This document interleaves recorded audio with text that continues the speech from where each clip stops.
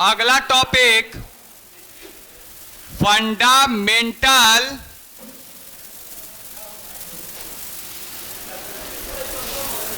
Laws of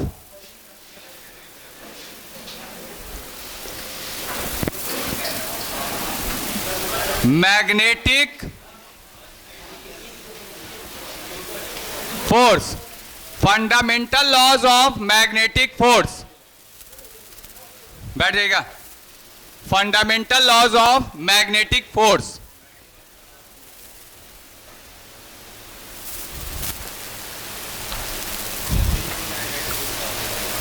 fundamental laws of magnetic force. तो आज पढ़ेंगे ये, मतलब it is same as Coulomb's law. ध्यान से देखेगा, हम लोग कूलम्ब्स लॉ में क्या करते थे, दो चार्ज था, दो चार्ज के बीच में डिस्टेंस रखा हुआ था। डिस्टेंस था Q1 था, Q2 था और डिस्टेंस क्या था, R था। ठीक है, तो हम लोग क्या करते थे, फोर्स निकालते थे।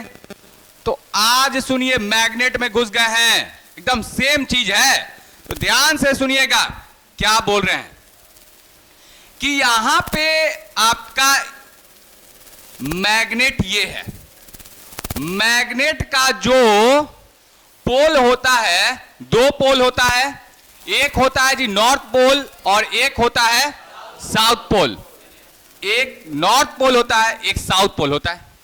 अगर दूसरा मैग्नेट ले, यहां पे देखिएगा दूसरा मैग्नेट ले, तो क्या होगा, हो सकता है it may be north pole और this one will be south pole. ठीक है, तो देखिएगा क्या होता है, इन दोनों के बीच में या तो अट्रैक्शन होगा या तो रिपल्सन होगा। मतलब क्या, अगर दोनों मतलब कि अलग प्रकार का पोल होगा, दैट मीन्स अगर एक नॉर्थ होगा एक साउथ होगा, तो क्या होता है, अट्रैक्शन होता है। ठीक है, या फिर अगर ये साउथ हो जाए और ये नॉर्थ हो जाए, तो फिर क्या होगा जी, रिपल्सन होगा। मतलब बहुत सिंपल है कि सेम पोल जो होगा रिपेल करेगा, जबकि डिफरेंट पोल क्या करेगा, अट्रैक्ट करेगा। ध्यान से सुनिएगा, अब हम बोलते हैं कि अट्रैक्ट कर रहा है, मतलब कि ये हिल रहा है। दुनिया में कोई भी चीज अपने से तो नहीं हिलता है, जरूर क्या लगता है, फोर्स। तो यहां पे वो मैग्नेटिक फोर्स है जो एक दूसरे को क्या कर रहा है, हिला रहा है। हिलाना मींस कि फोर्स इज वर्किंग, क्या कर रहा है, फोर्स काम कर रहा है, तो मैग्नेटिक फोर्स कर रहा है यहां पे। अब ध्यान से देखिएगा, हम कल बोले थे जहां पे अट्रैक्टिव स्ट्रेंथ या फिर रिपल्सिव स्ट्रेंथ, जहां पे बहुत ज्यादा मजबूत होता है, स्ट्रेंथ जहां पे बहुत ज्यादा होता है, स्ट्रेंथ जहां पे अट्रैक्टिव या रिपल्सिव का ज्यादा होता है, उसको क्या कहते हैं, पोल कहते हैं, पोल कहते हैं। तो अब आप पकड़ लीजिएगा, या तो साउथ पोल पे या फिर नॉर्थ पोल पे, इन दोनों पोल पे आपका जो स्ट्रेंथ है खींचने का या फिर रिपल्सन का, दूर फेंकने का, दैट मीन्स अगर हम बात करें मैग्नेट का, तो यहां पे दो पोल होता है, एक है आपका नॉर्थ पोल, एक है आपका साउथ पोल। पोल क्यों हुआ था, क्योंकि यहां पे इसका अट्रैक्टिव या रिपल्सिव स्ट्रेंथ क्या था, ज्यादा था। ठीक है, तो ध्यान से सुनिएगा, अब स्ट्रेंथ का बात कर रहे हैं, ध्यान से सुनिएगा। मान लेते हैं इसका पोल स्ट्रेंथ, पोल स्ट्रेंथ मतलब इसका क्या, क्षमता, अट्रैक्टिव स्ट्रेंथ या फिर रिपल्सिव स्ट्रेंथ।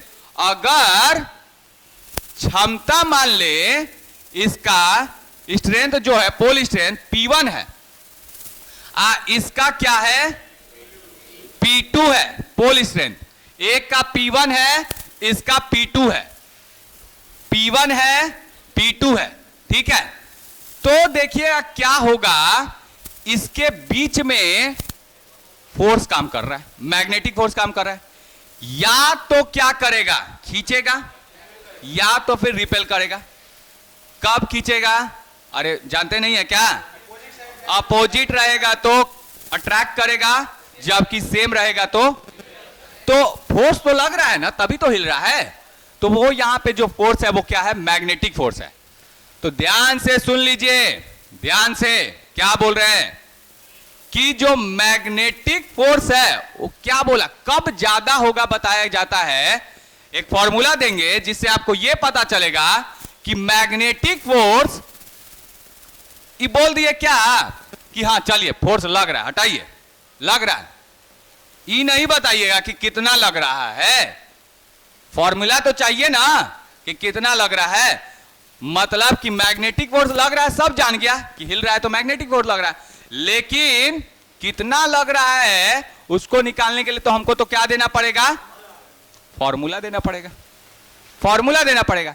तो क्या बोला, क्या हम मान लेते हैं let P1 P2 be the pole strength of magnet, है ना। तो P1 P2 को क्या मान लेते हैं? पोल स्ट्रेंथ मान लेते हैं, ठीक है। तो क्या बोला वहां पे कि जो इन दोनों के बीच में जो मैग्नेटिक फोर्स होगा, होगा ना, या तो अट्रैक्टिव या तो रिपल्सिव होगा, ठीक है। तो जो मैग्नेटिक फोर्स होगा वो इन दोनों के प्रोडक्ट के डायरेक्टली प्रोपोर्शनल होगा। डायरेक्टली प्रोपोर्शनल नहीं समझते जी, मतलब क्या, राम के बढ़ने से श्याम बढ़ जाएगा, मतलब एक बढ़ेगा तो दूसरा भी बढ़ना है, that is called directly proportional. तो ध्यान से देखिए क्या बोल दिया कि मैग्नेटिक फोर्स जो है, मैग्नेटिक फोर्स जो है वो क्या है? डायरेक्टली प्रोपोर्शनल है P1 और P2 के, P1 और P2 के, ठीक है। यहां से देखिएगा P1 और P2 के डायरेक्टली प्रोपोर्शनल है। अब ध्यान से देखिएगा इन दोनों के बीच में कुछ दूरी है, मान लेते हैं ये डिस्टेंस है जी R, ये डिस्टेंस है R। अब हम क्या देखें, इनको पकड़ा दिए मैग्नेट, दो मैग्नेट लिए हुए हैं। अब ध्यान से देखिएगा मैग्नेट पकड़े हुए हैं, तो अब जो है अगर दो मैग्नेट को नजदीक रखिए तुरंत चिपक गया, मतलब फोर्स अच्छा काम कर रहा है, अच्छा काम कर रहा है, खींच ले रहा है। आप ही देखेगा क्या किए, ऐसे लेके बैठे हुए, नींद लग गया इनको, ठीक है, कि अभी तक फोर्स काम नहीं किया है। मतलब क्या, यहां पे जैसी दूरी बढ़ा दिए फोर्स लग ही नहीं रहा है, दैट मीन्स थोड़ा सा लग रहा है, मतलब घट गया। अब हमको समझ में पूरा आ गया कि अगर डिस्टेंस आपका कम था, डिस्टेंस आपका कम था तो फोर्स ज्यादा लगा है, डिस्टेंस बढ़ा दिए फोर्स घट गया। अब बहुत बढ़िया समझ में आ रहा है हमको क्या, कि अगर हम डिस्टेंस बढ़ा रहे हैं, मतलब एक चीज बढ़ा रहे हैं दूसरा घट रहा है, इनवर्सली प्रोपोर्शनल, एक चीज बढ़ा रहे हैं दूसरा घट रहा है, दूसरा बढ़ा रहे हैं पहला घट रहा है। तो देखिएगा यहां पे जो हो जाएगा कि अगर डिस्टेंस को हम बढ़ा दें तो मैग्नेटिक फोर्स क्या हुआ, कम हो गया, लेकिन डिस्टेंस को कम कर दें, ठीक है, तो एफ जो हो जाएगा क्या हो जाएगा, inversely proportional to the square of the distance. याद आ गया कुल्लम लॉ का जी, कुल्लम लॉ का याद आ गया, एकदम सेम के साथ, ठीक है। तो पहले काम कीजिएगा, इसमें पहले एक फोटो बनाइएगा, ये है आपका पोल स्ट्रेंथ P1 किसी मैग्नेट का, ये आपका pole strength P2। Pole strength means उसका स्ट्रेंथ क्या है पोल पे, समझ रहे हैं ना। इसके बीच का दूरी क्या है, R हो जाएगा, इसके बीच का दूरी क्या हो जाएगा, R, ठीक है। तो लिखिएगा, लिख लीजिए, पहले लिख लीजिए, उसके बाद फोटो बना, या फिर फोटो बना लीजिए पहले, हाँ बना लीजिए, आपके कॉपी में जितना है।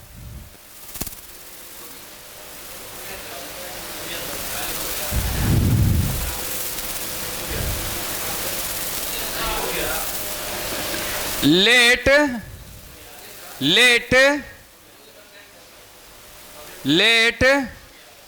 P1 and P2, let P1 and P2 be the pole strength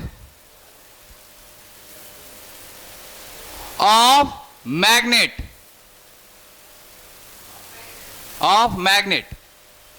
which is kept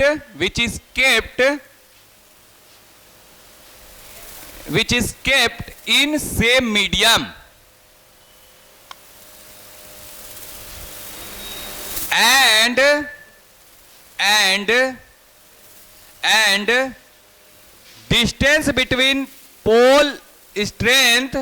and distance between pole strength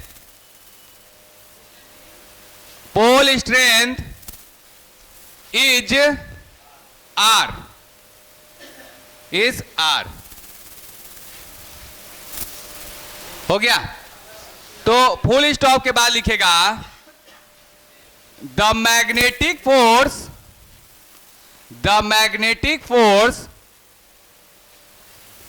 between pole strength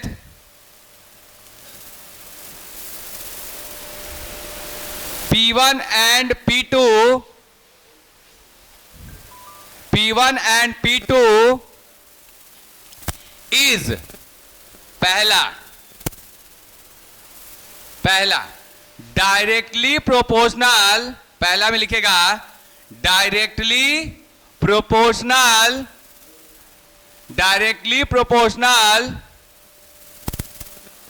to the product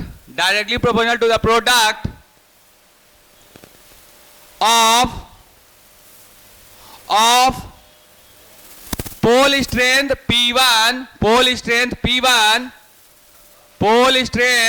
P1 and P2, pole strength P1 and P2।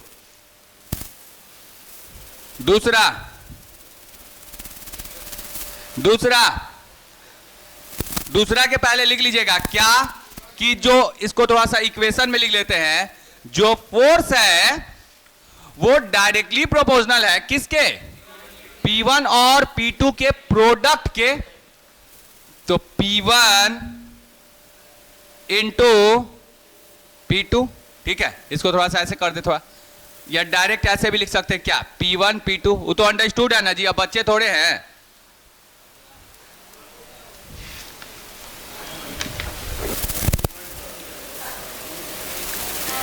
हो गया equation first.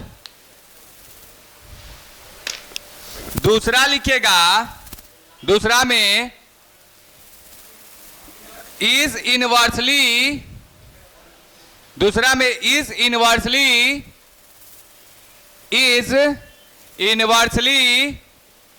Proportional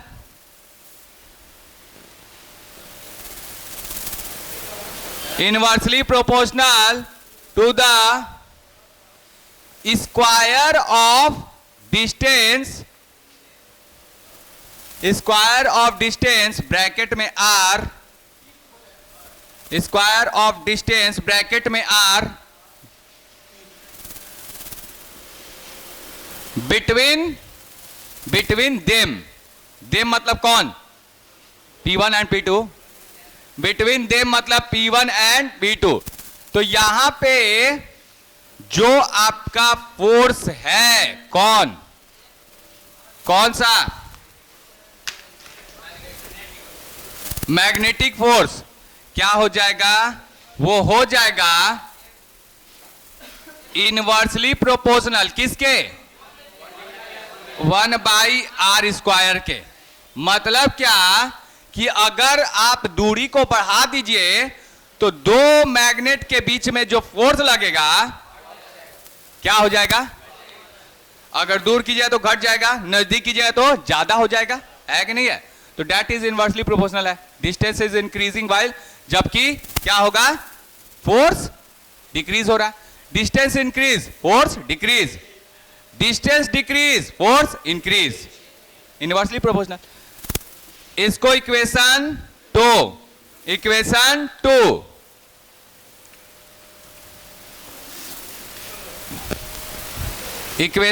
2 हो गया। Equation 2 लिखिएगा, combining पहला दूसरा हो गया, combining नहीं, अब नीचे लिखेगा इसके, थर्ड में नहीं, combining equation first and second, combining equation first and second, comma we get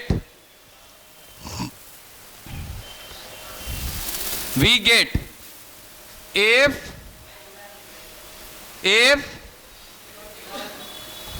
क्या हो जाएगा, P1 P2 ऊपर है तो P1 P2, तो देखिएगा F जो है ऊपर है P1 P2 और क्या हो जाएगा बट्टा में R square by R square. ठीक है, जो इनवर्सली था वो हमेशा नीचे जाता है, डायरेक्टली ऊपर आता है। ठीक है, अब हम बार बार बोलते हैं क्या कि जब ये आपका हटता है साइन तो क्या आता है, कांस्टेंट आता है।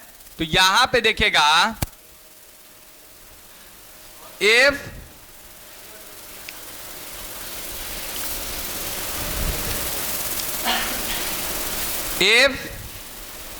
बराबर यहां पे जो कांस्टेंट आता है वो आ जाता है म्यू नॉट बटा 4 पाई P1 P2 बटा में R स्क्वायर। उतार लीजिए,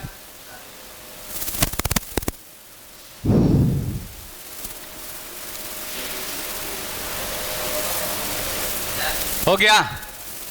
तो यहां पे याद है जब कुलम लॉ पढ़ा रहे थे, कुलम्स लॉ पढ़ा रहे थे तो क्या आता था, F बराबर 1 बटा 4 पाई एप्सिलॉन नॉट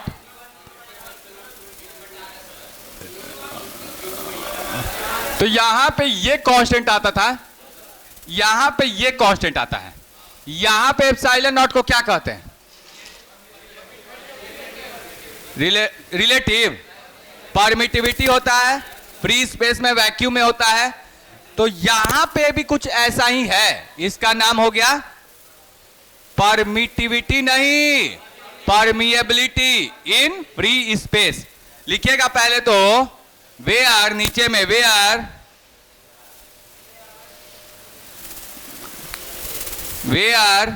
म्यू नॉट बटा 4 पाई, वेयर म्यू नॉट बटा 4 पाई is a constant,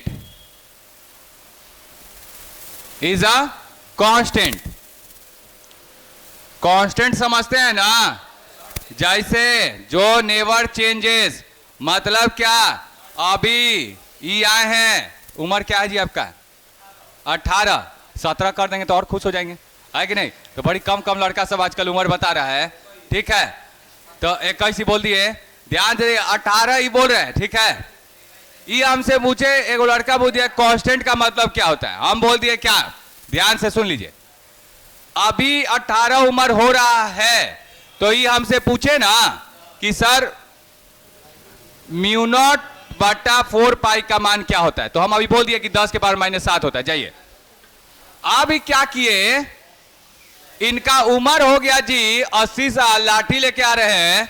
ठीक है, लाठी लेके आए, एकदम पूछे क्या सर पहले बताए थे इसका जो वैल्यू होता है इतना होता है, अब बताइए तो कितना होता है, हम बोलेंगे इतना ही होता है जी।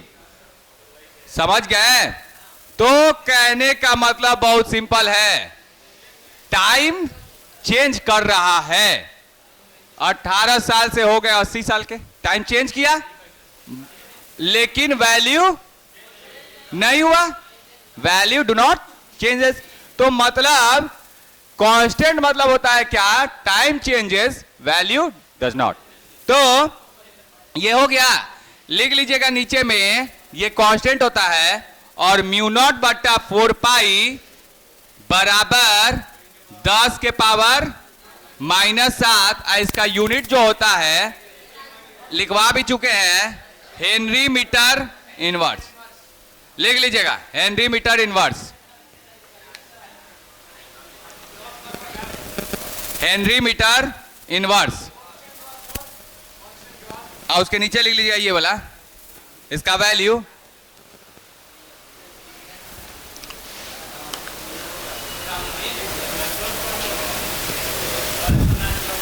ठीक है। लिखिएगा म्यू नॉट, नीचे भी लिख लीजिएगा म्यू नॉट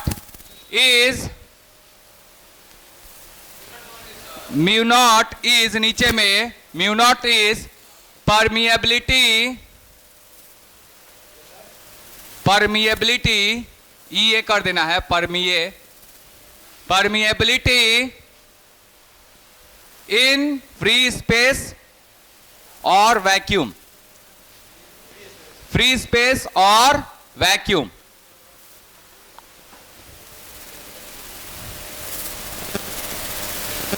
तो देखिएगा, जब कोई आपसे पूछता एयर का बात कर ले, ऐसे तो पढ़ा दिए हैं कूलम लॉ में कि अगर एयर का बात कर ले तो ध्यान से देखिएगा, जब कूलम लॉ पढ़ा रहे थे तो क्या पढ़ाए थे, मंत्र दिए हुए थे क्या, एफ बराबर कूलम लॉ में एफ बराबर 1/4 pi epsilon nought R square. ठीक है, अब आप ध्यान से सुनिएगा, हम बोले थे ये वाला तब होगा जब इन एयर है, मंत्र दिए थे, ये फॉर्मूला तब अप्लाई करेंगे इन एयर है।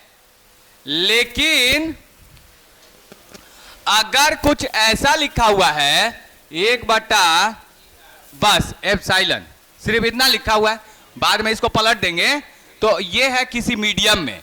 ठीक है, किसी मीडियम में, तो ध्यान से देखिएगा, यहां पे क्या हो जाएगा, एफ बराबर 1/ अगर हम मैग्नेटिक फोर्स का बात करें, ये किसके लिए है, वैक्यूम नहीं, क्या किसी मीडियम है, कूलम लॉ में पढ़ाए थे, मीडियम है ये, मंत्र भी दिए थे आप लोग को इसमें। अब मैग्नेटिक फोर्स का बात कर लें, म्यू नॉट बट्टा 4 पाई क्या P1 P2 बट्टा में आर स्क्वायर। ठीक है, तो यहां पे जो है, यहां पे ये होता है तब इन एयर।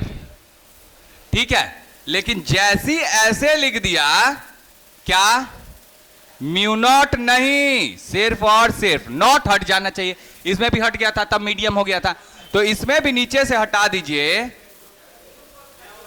तो ये हो गया परमिएबिलिटी इन एनी मीडियम। क्या, इन एनी मीडियम। ठीक है, परमिएबिलिटी इन एनी मीडियम।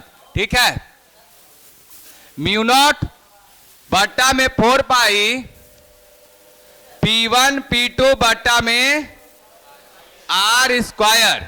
तो यहां पे ये जो है, ये क्या है आपका, परमिएबिलिटी इन एनी मीडियम। तो ये लिख लीजिएगा, ये तब करना है, ऐसे तो मास्टर फार्मूला देंगे जो सबके लिए एप्लीकेबल है, in any medium, in any medium. ठीक है, इन एनी मीडियम, तो ये नीचे में उतार लीजिएगा, ये उतार लिया है ना, इन एयर ब्रैकेट में लिख लीजिएगा, यहां पे इन एनी मीडियम। हाँ, ये भी नीचे में उतार लीजिए, खत्म है काजी, ये क्या ला उतारिए, कूलम लॉ ना पढ़ रहे हैं, वो कूलम लॉ ना था वो।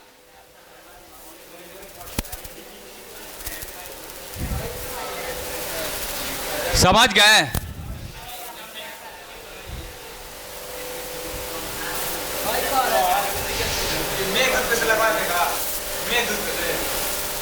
हाँ लगाए थे, हाँ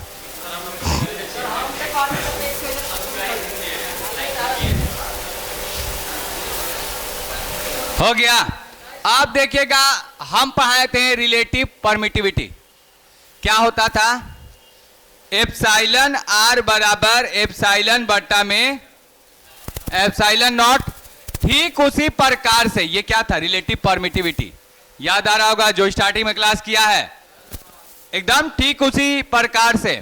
या फिर नहीं समझ में आ रहा है तो मेरा पीछे वाले सेक्शन में रिलेटिव परमिटिविटी है, चैनल पे अपलोड है, जाके अपना देख सकते हैं रिलेटिव परमिटिविटी का कॉन्सेप्ट। ठीक है, आज देखिएगा रिलेटिव परमिएबिलिटी के बारे में बात बता रहे हैं। तो म्यू आर जो हो जाएगा, म्यू आर बराबर क्या हो जाएगा? म्यू बटा म्यू नॉट। तो यहां से म्यू को हम क्या लिख सकते हैं? Mu nought into R. ठीक है, तो लिखिएगा एक लाइन नीचे में लिखिएगा फ्रॉम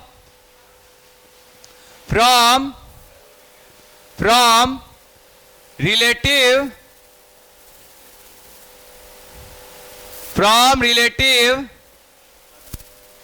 क्या? परमिएबिलिटी। मैग्नेट वर्ड है permeability. From relative permeability definition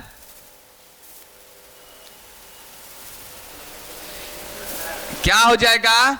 mu बराबर mu nought into mu R. अगर इसको इक्वेशन फर्स्ट कह ले, इसको इक्वेशन सेकेंड कह ले, इसको इक्वेशन फर्स्ट कह लीजिए, इसको इक्वेशन सेकेंड कह ले, तो क्या करेंगे? Putting the value of equation second in first. तो लिखेगा putting the value of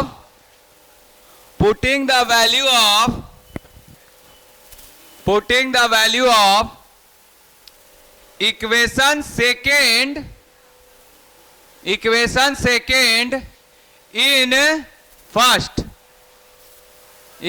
second in first, we get क्या मिल जाएगा जी? एफ बराबर म्यू के जगह क्या लिख सकते हैं? म्यू नॉट और म्यू आर बटा में 4 पाई क्या हो जाएगा? P1 P2 बटा में आर स्क्वायर। ये जो आपका फॉर्मूला मिला है इसको कहेंगे मास्टर फॉर्मूला। अपने से हम बोलते हैं इसको मास्टर फॉर्मूला। इसलिए कहते हैं why? Because it is applicable for every medium, whether it is water, air, anything like oil, ठीक है, wood, कुछ भी, whatever the medium, आप ये फॉर्मूला यूज कर सकते हैं। अगर मान लीजिए कि P1 और P2